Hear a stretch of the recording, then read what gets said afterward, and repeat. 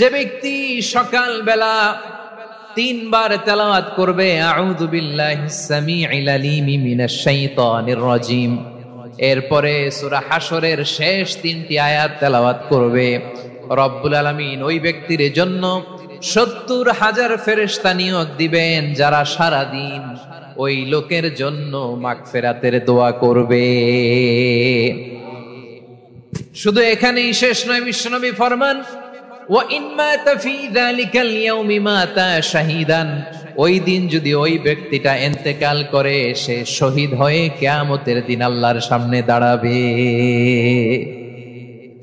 সকালবেলা যদি পড়েন 3 বার আউযু বিল্লাহিস সামিউল আলিম মিনাশ শাইতানির রাজিম 3 বার পড়ে সূরা হাশরের শেষ 3 আয়াত যদি তেলাওয়াত করেন, তাহলে আপনার জন্য আল্লাহ তাআলা 70,000 ফেরেশতা নিয়োগ করবে।